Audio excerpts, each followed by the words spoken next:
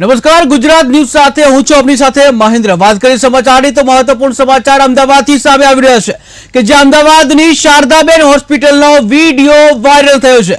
અમદાવાદની શારદાબેન હોસ્પિટલનો video viral, ત્યારે પંખા ન હોવાથી બાળકીને નીચે સુડાવવા મજબૂર કે જ્યાં માતાએ ના છૂટકે બાળકીને નીચે સુડાવવી પડી। ત્યારે કરોડો રૂપિયાનું બજેટ છતાં દર્દીઓને હાલાકી પડી રહી છે, જ્યાં પૂરતા પંખા ન હોવાથી ગરમીમાં પરેશાન દર્દીઓ। ત્યારે શારદાબેન હોસ્પિટલમાં જે વિપક્ષે પણ મુલાકાત લીધી છે હોસ્પિટલની, ત્યારે સામાજિક અગ્રણીએ વિડીયો વાયરલ કર્યો છે કે જ્યાં ટીવી સ્ક્રીનના દ્રશ્યો જોઈ રહ્યા છો, જ્યાં એક સામાન્ય બાળકી જે છે, જે દર્દી છે, તે પંખો ન હોવાથી નીચે સુડાવવાની નોબત આવી છે કે જ્યાં કરોડો રૂપિયાના જે ગ્રાન્ટ આવે છે, આમ છતાં જે પંખાની સુવિધા નથી મળી રહી, ત્યારે જે બાળકીને નીચે સુડાવવા માટે મજબૂર બની તેની માતા। ત્યારે આ ઘટના છે અમદાવાદની કે જ્યાં અમદાવાદની શારદાબેન હોસ્પિટલની આ ઘટના છે।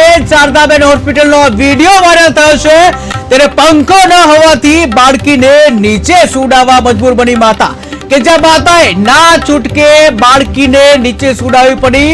ત્યારે કરોડો રૂપિયાનું એક બાજુ હોસ્પિટલ માટે જે ગ્રાન્ટ આવે છે, બજેટ આવે છે, અને આમ છતાં પણ જે દર્દીઓને નીચે સુડાવવાની નોબત આવી રહી છે, ત્યારે પૂરતા પંખા ન હોવાથી ગરમીમાં પરેશાન છે દર્દીઓ। જ્યાં શારદાબેન હોસ્પિટલની આ ઘટના, ત્યારે શારદાબેન હોસ્પિટલમાં વિપક્ષે પણ મુલાકાત લીધી છે આ હોસ્પિટલની કે જ્યાં પંખાની સુવિધા નથી, કે જે સામાન્ય જે નાનું બાળક કે જે બાળ દર્દી છે તે નીચે સુવા માટે મજબૂર બની જાય છે।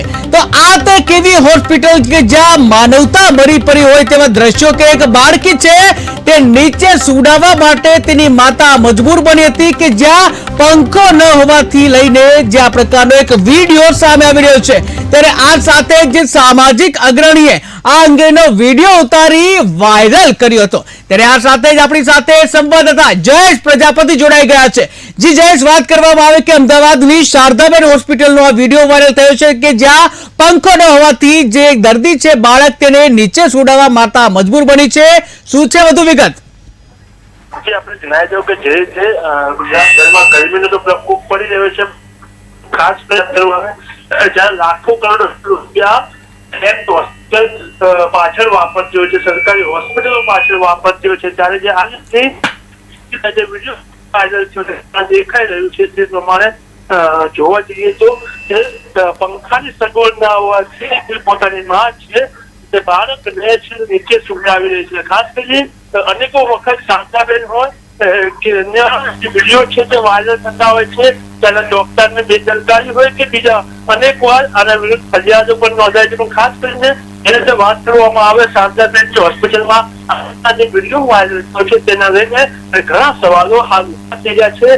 એક સવાલ એ થઈ રહ્યા છે ત્યાંના જે મેનેજમેન્ટ છે તે ધ્યાન આપે છે કે બીજું જે કરોડ રૂપિયા વપરાય છે તે ક્યાં વપરાય છે, મોટો સવાલ અહીંયા ઉભો થાય છે। જી મહેન્દ્ર, વધુમાં વાત કરવામાં આવે તો ત્યાંના જે સુપ્રિન્ટેન્ડન્ટ છે એના દ્વારા કોઈ નિવેદન સામે આવ્યું છે આ બાબતે? જી હાલ તો કોઈ નિવેદન સામે આવ્યું નથી, હાલ કોઈ બોલવા તૈયાર નથી। પણ ખાસ કરીને સૌથી મોટો એ સવાલ છે કે પદ છે જે હોસ્પિટલ કમિટીના ચેરમેન હોય કે મ્યુનિસિપલ કમિશનર હોય કે સુપ્રિન્ટેન્ડન્ટ હોય, તે હાલ તેમને પણ જવાબ આપવો પડશે। જે રીતે અનેકો વખત રજૂઆત કરવામાં આવ્યો છતાં જે આ રીતની જે લાલજાવાળી સામે આવી રહી છે, તેના સુપ્રિન્ટેન્ડન્ટ હોય કે જે તે અધિકારીઓ સામે કાર્યવાહી કરવી એ જે આવશ્યક બન્યું છે। જે પ્રમાણે લાખો રૂપિયા ખર્ચીને લાખો જે બજેટ ફાળવવામાં આવે છે, તો છતાં પણ જો લોકોને સુવિધા નહીં મળે તો આ સુવિધાના પૈસા કયામાં જાય છે, કોના ખીચામાં જાય છે, તે તપાસનો વિષય બને છે। વધુમાં વાત કરવામાં આવે કે જે બાળકીના પરિવારજનો આ મુદ્દે શું કહી રહ્યા છે? વાત કરવામાં આવે જે રીતે બાળકીના પરિજનો પણ કહેવું છે જે રીતે ગરમી છે, ગરમીના લીધે જે પંખા વગર બાળક ના લઈ જતા, જે જગ્યાએ પંખો હતો તે પંખાના નીચે તેઓ સુવડાવવા મજબૂર રહ્યા છે। જે વાત કરવામાં પંખાની વાત કરવામાં આવી છે, શારદાબેનની સિવિલ હોસ્પિટલમાં પણ અનેક વાર આવું બનતું હોય છે કે જયારે ત્યાં લોકો જતા હોય છે ત્યારે પંખાની સુવિધા નથી આપવામાં આવતી। શારદાબેનમાં પણ આ રીતે આ પંખાની સુવિધા ના હોવાથી માતાએ પણ રજૂઆત કરી, ટંકો ના મળતા છેવટે એ જમીન ઉપર સુકાવી પડતી તેમને દેખીને ખાસ કરીને તેમનામાં જે સામાજિક અગ્રણી છે તેને પોતા વિડીયો વાયરલ કરે છે. વાયરલ વિડીયો છે તે વિડીયો વાયરલ થતા અનેક જે અટકળો છે હાલ લગાવી રહ્યા છે. જી જયેશ, વધુમાં વાત કરવામાં કે જે બાળકીના પરિવારજનો છે આ લોકોએ કોઈને રજૂઆત કરી છે તંત્રમાં?